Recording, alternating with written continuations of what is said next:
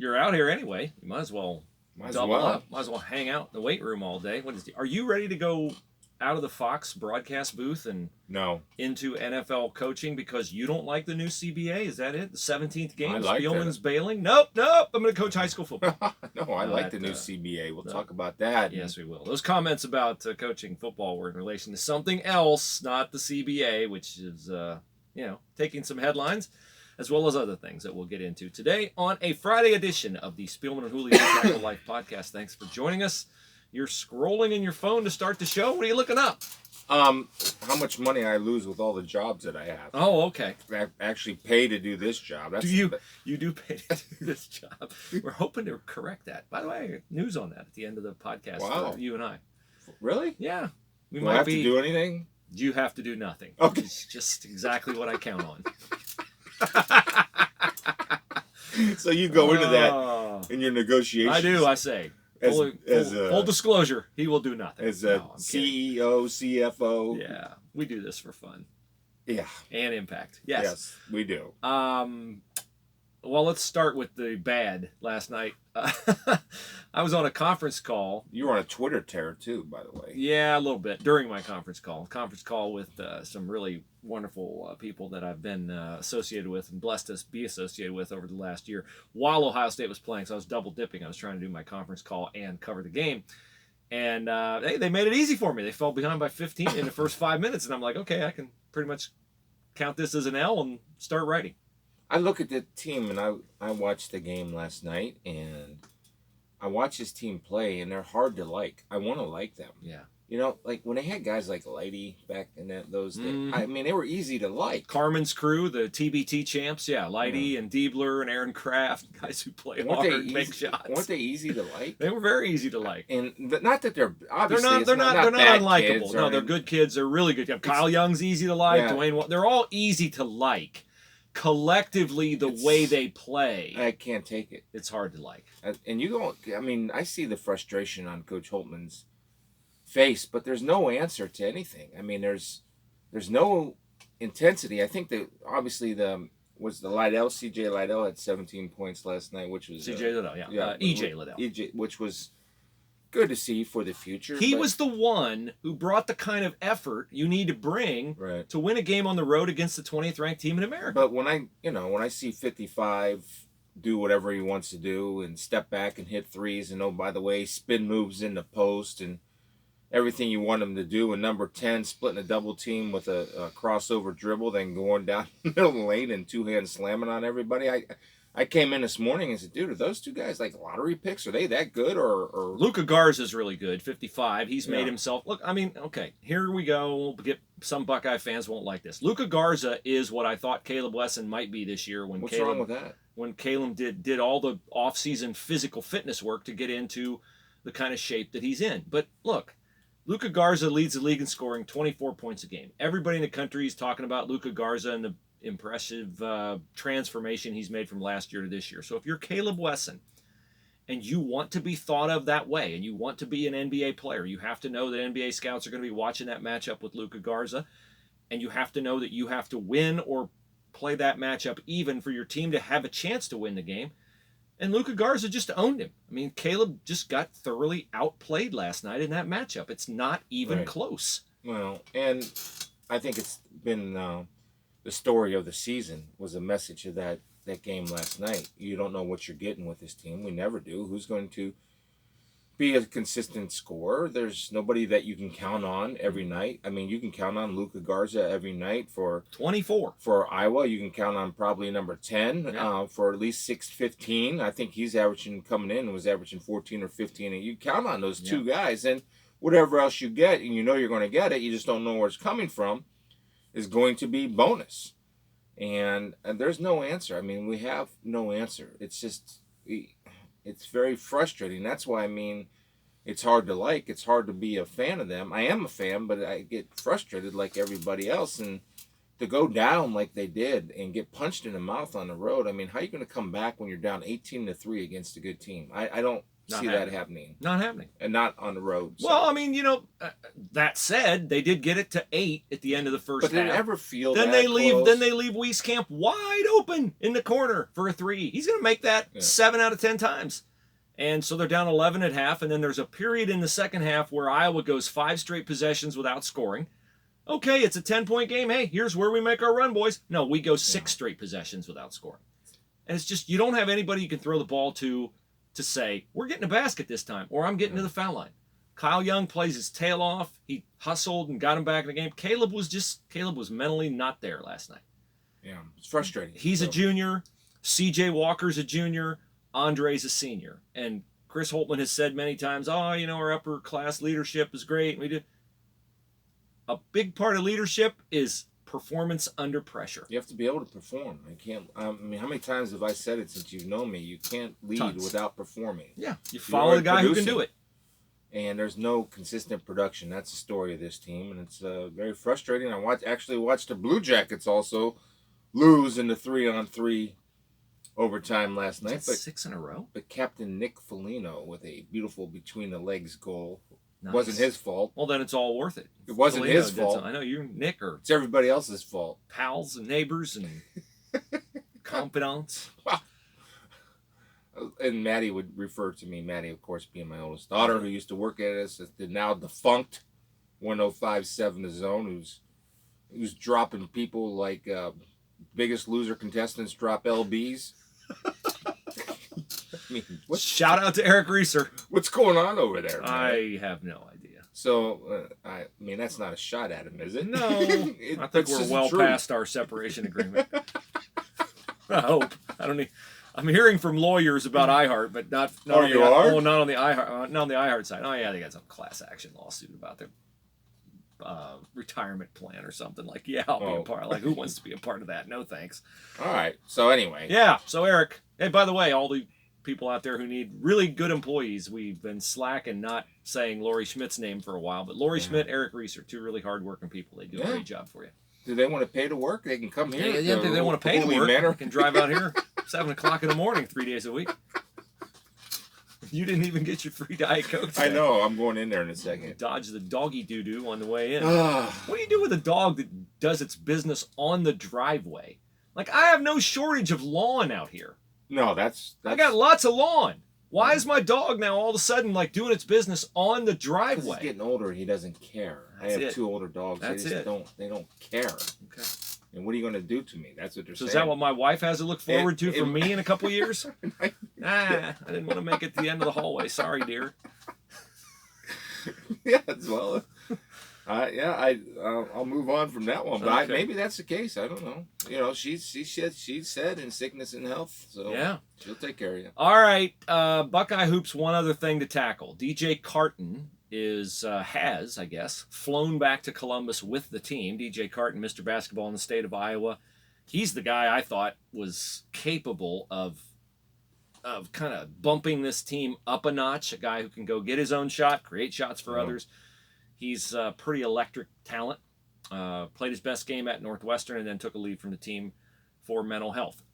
Anything they say from here on out, we obviously know DJ Carton's mental health is the most important thing and all that, but it would be nice to have him back on the team. It would be nice to make a run for the Big Ten tournament. Right. So Wednesday at 3:20-ish p.m., with Ohio State going to Iowa to play and DJ Carton being from Iowa, I asked Chris Holtmann, would DJ Carton attend the game or would DJ Carton play in the game? He answered the question like this, and then I followed it up.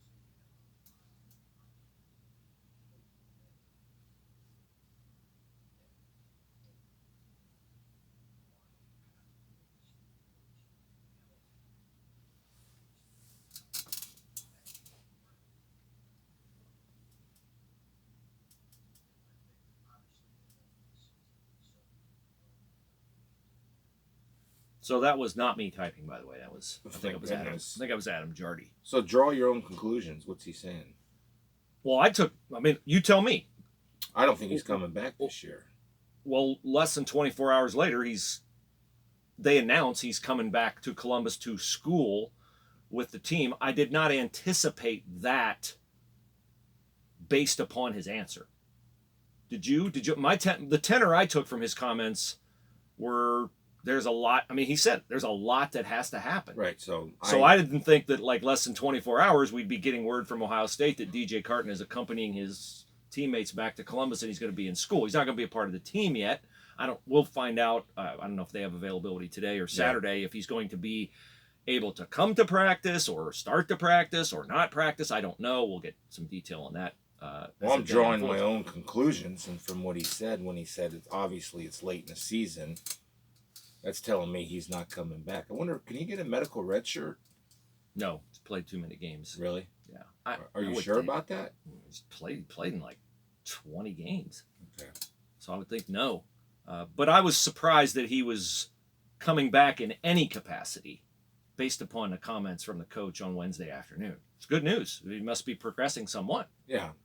Well, again, with mental health, I do know a little bit about this issue, just a little bit, and having some experience with people and talking to mainly NFL guys, and the awareness of mental health in the NFL is light years from where it was when I played, and a lot of it is, and I think is getting the right mixture of medications or finding a medication that works to be able to have that person calm down a little bit or figure out what makes them feel better and getting healthy. And I do think that the medication part of it is something. I'm purely speculating and only doing what Coach told me to do. Since I'm a coachable guy, I'm drawing my own conclusions, and I know this, that Ohio State will definitely make sure, as its responsibility, because it has the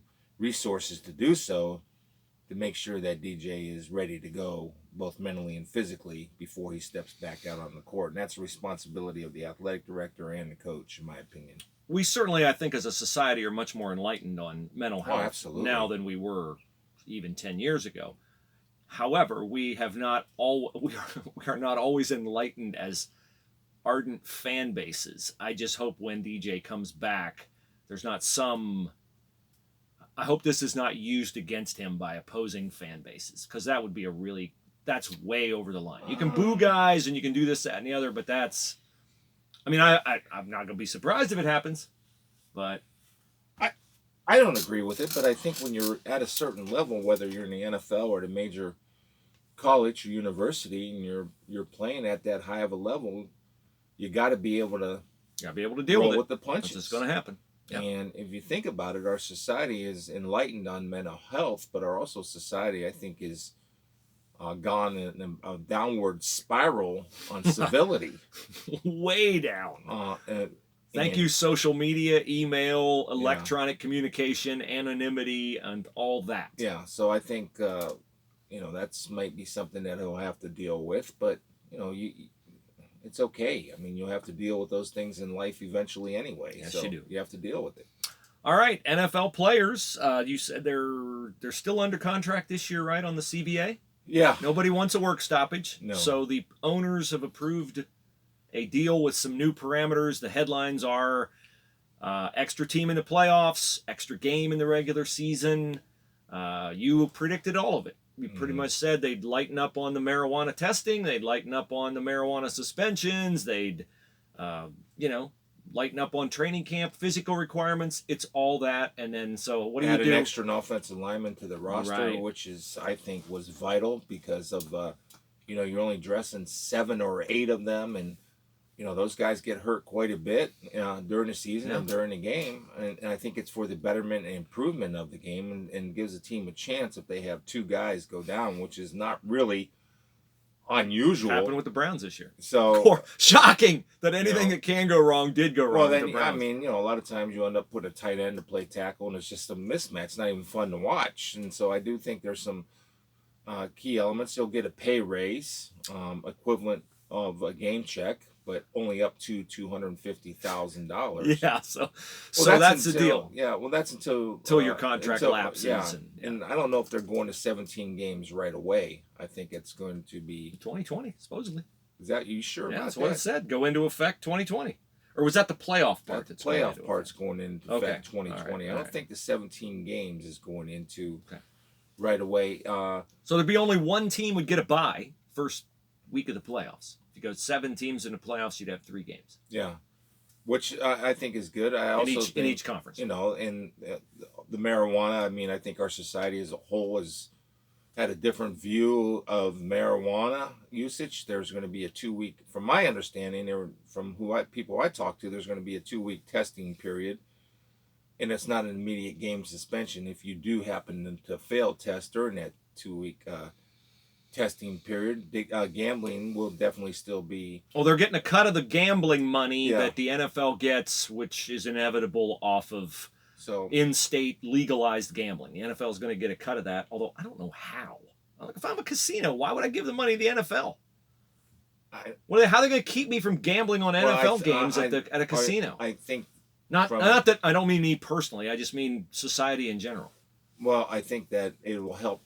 You think of it as advertising, right? Official casino. They'd rather play along than be at odds. Yeah, the NFL wants some of the money, and the casinos are like, we'd rather have you as a partner than have you as an enemy. Fantasy football stuff too, correct? Yeah. So official league or official fantasy football league of DraftKings of the NFL or whatever the case may be. There's always money to be made. Sure, from licensing. There's always stuff. and all, you know that. I mean, you know that as well as anybody. I know that as well as anybody. There's always partnerships to be had, and the NFL understood and has come a long way in its thoughts on gambling. Every league has. And the money that can be made, and the players do get a cut of that. And so I think you can still, have strong rules against players and all that gambling against in the league. That's always going to be a no-brainer.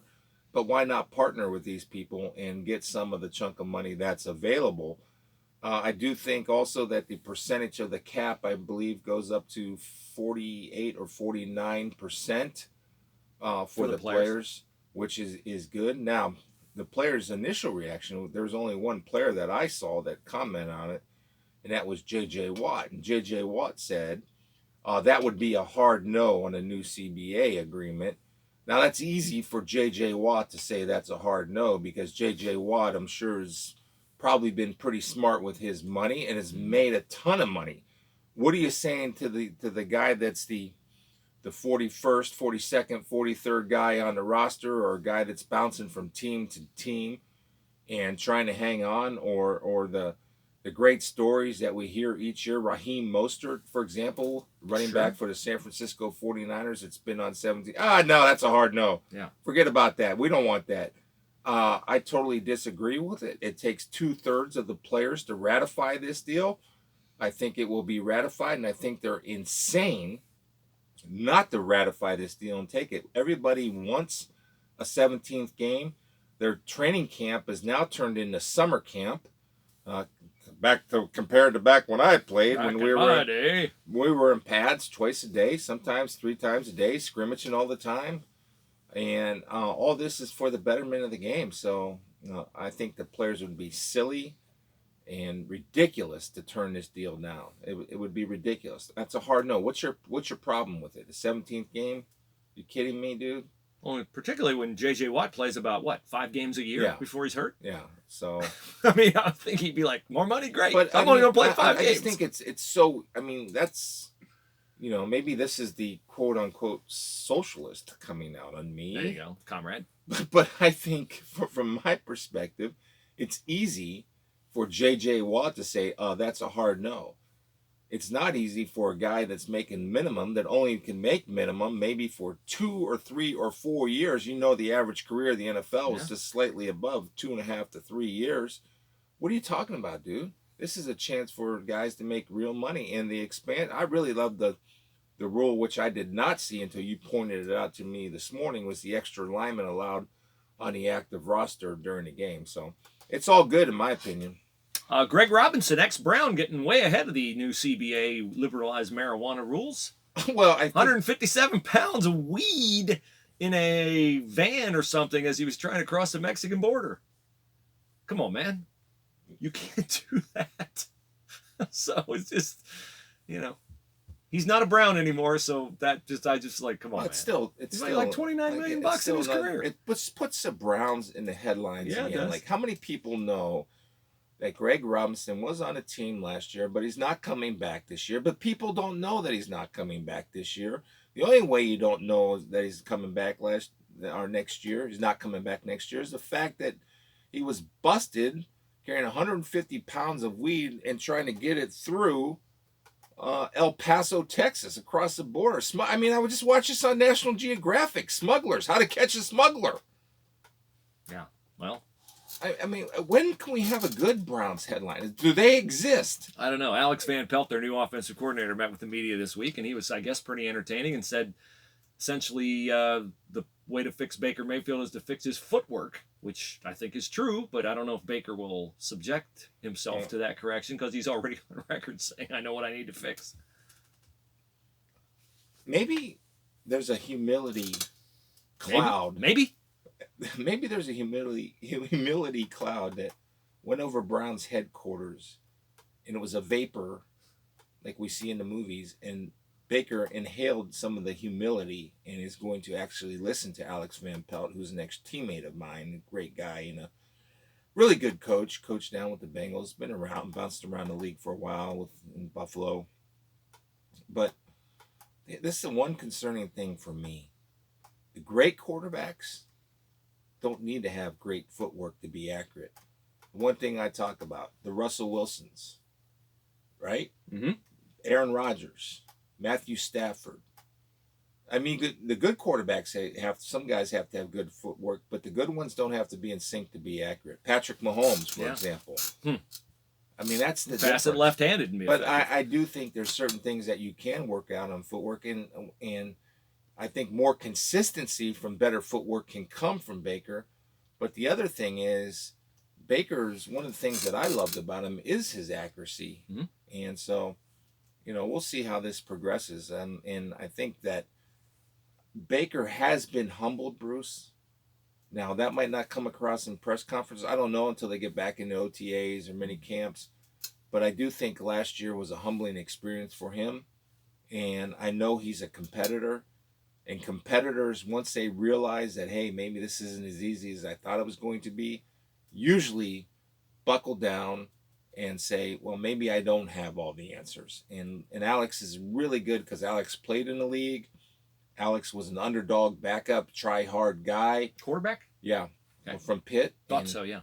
And so I do think that Alex could be a benefit and has the right mentality, in my opinion, to be able to handle and deal with Baker in a one-on-one situation and help him become a better player.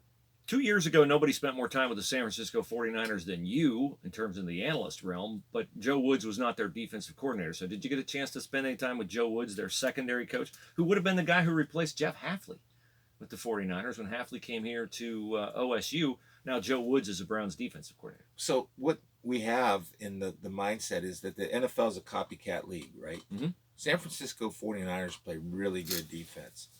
So San Francisco 49ers defensive coordinator was former guy that interviewed for the Browns job, and also Michigan State wanted him by a guy by the name of Robert Saleh.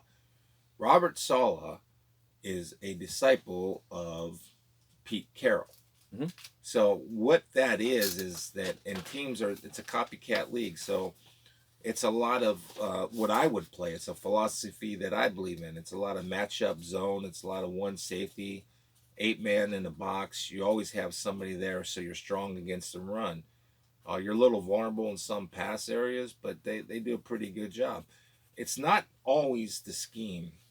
Why are the San Francisco 49ers so dominant on defense? Great pass rush. Great pass rush, right? And so what they're able to do is bring 4, drop 7, have an extra guy in coverage, and so that makes it more difficult on a quarterback. They don't need to bring extra people to create that great pass rush. So no matter what the scheme is, it matters, but it doesn't really matter because when you have 5 first-rounders on your defensive line, and they all rotate in there, and they all have excellent pass rush ability, that's the difference maker. And they have pretty good corners, and they have good safeties, and they have really good linebackers. So that's what makes a defense. But philosophically, I like the move. If I were a coach, or if I were a defensive coordinator, or if I were the head coach, I would run this particular type of scheme. This is what I would do. This is what I believe in. This is what we did in Buffalo. This is what we did a lot of in Detroit. In fact, we got away from it in Detroit. I remember walking up to Wayne Fontz's office with a couple guys and meeting with the defensive coordinator and doing the Kerry Combs thing. Why are we doing this? Mm-hmm. It's not working. Mm-hmm. What we did do worked. Mm-hmm. And to be really basic about it, what we did do, we played a lot of 8-man front, so it was easier to play the run because each guy only had one gap. You weren't a gap short up front, and you were solid against the pass. And that's when Hank Bullock came in and kind of changed everything. But anyway, this is, I think, a good move, and I think Kevin, good head coaches, offensive head coaches, understand what defenses give them trouble. And that's what they go to. That's who they hire, a guy to install that type of defense. It'll be interesting to see if the Browns, we've joked and people have made all kinds of comments about the analytics approach. It'll be interesting if they use the analytics to get through to, like, say, Baker Mayfield on, hey, look, Baker, here's your completion percentage, and here's how successful you are when you're back and your feet are set, and this, that, and the other. And, they're going to hopefully have to bolster the offensive line in the offseason. They got the 10th pick. Would you draft for need at 10, which is tackle, or would you best player available? There's always a guy who expects to go in the top 10 who drops. And I don't know who it'll be, but like I said the other day, I'm hoping they get Jeff Okudah. And you're like, what, a corner?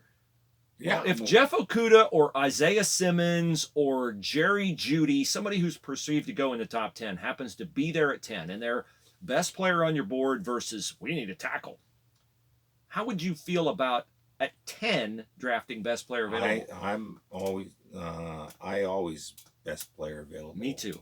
Me too. There's a reason why you put grades on guys and what you get paid to do and the forecast what this guy's going to be.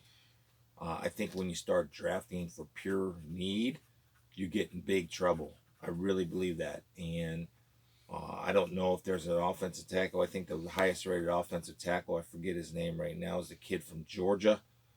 Andrew Thomas. And I don't know if he's a top 10 worthy guy. I don't know what the grades are on him when I start getting ready for the draft. I'll certainly have a better feel for that. But if I'm the Browns, look, for Baker Mayfield, the other thing that he has to get over is that I know it's hard to imagine this not happening inside of a huddle of the Cleveland Browns if Jarvis Landry's not coming back and saying, you better start throwing me the football. Or if OBJ is coming over the sidelines and throwing a hissy fit because he's not getting the ball, which is not uncommon amongst NFL teams and wide receivers, by the way. Not at all. I think that would be something, if I were Kevin Stefanski and Alex Van Pelt, something that I would examine and say, is this an issue for us? And eventually you have to have that quarterback stand up and say, I'll throw the ball to where the ball's supposed to be thrown. End of story. And you guys can moan and complain and cry and whine all you want. It's not going to matter. Then that quarterback needs to have that head coach's backing when those guys step up and start complaining. I do think if I'm the Browns, I'm looking to drop OBJ or trade a Jarvis Landry. I don't think I need two of those divas. I'll take one and deal with it. I don't need two. And I think OBJ would probably be the more likely candidate to be traded away, whether that's to the Patriots or wherever that may be. That's something that I would look to do on draft day if I wanted to move up to sweeten the pot, if there's a guy that I really love in the top 5 or whatever the case may be.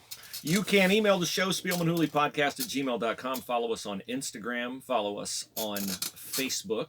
And we are going to switch gears to a little bit of Ohio State football. We got spring practice starting at sometime soon. I saw a story the other day from a guy at Clemson. He wrote a story, 5 reasons why Clemson will win the national championship. And then later the next day, 5 reasons why Clemson won't win the national championship. And I got to thinking, What would the reasons be that Ohio State would not be a playoff team next year? And I would say as we go into spring ball, the two storylines that will be most interesting to me will be who emerges as the backup quarterback. And I think this will be eye test only. I don't think Ryan Day is going to come out and say, oh, Jack Miller is way ahead of C.J. Stroud. They don't want either one of those guys to transfer, so they're going to play it like they played it back in the Dwayne Haskins, Joe Burrow days. They're going to soft pedal it. They're going to not make a decision until they have to make a decision and commit until they have to commit to keep both guys interested and engaged.